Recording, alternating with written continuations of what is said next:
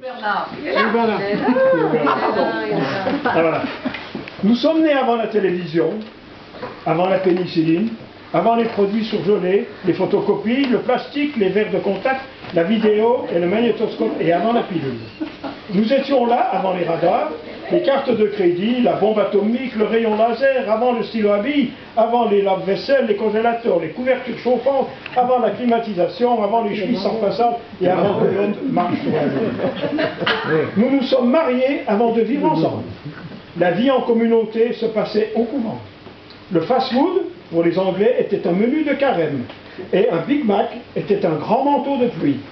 Il n'y avait pas de mari au foyer, pas de congé parental, pas de télécopie, ni de courrier électronique. Nous datons de l'ère d'avant les HLM et d'avant les Pampers.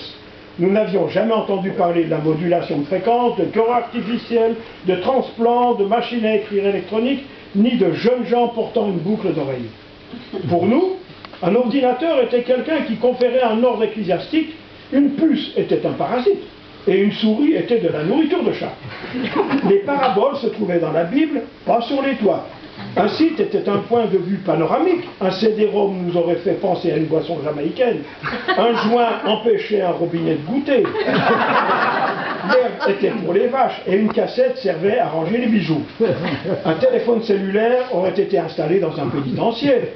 Le rock était une matière géologique, un gay était quelqu'un qui faisait rire. Le Made in Taiwan était de l'exotisme. Mais nous étions sans doute une bonne race robuste et vivace.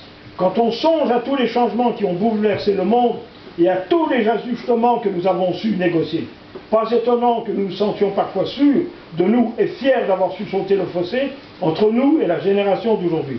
D'ailleurs, nous sommes prêts à recevoir quelques euros par courrier électronique. Grâce soit rendue à Dieu, nous sommes toujours là, nous sommes après tout un bon cru.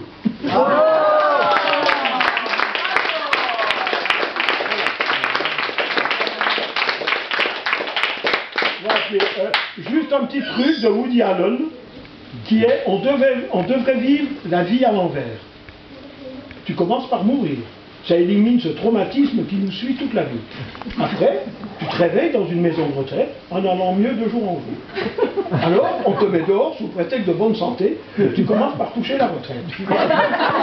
Ensuite, pour ton premier jour de travail, on te fait cadeau d'une montre en or et un beau salaire. Tu travailles 40 ans jusqu'à ce que tu sois suffisamment jeune pour profiter de la fin de ta vie active.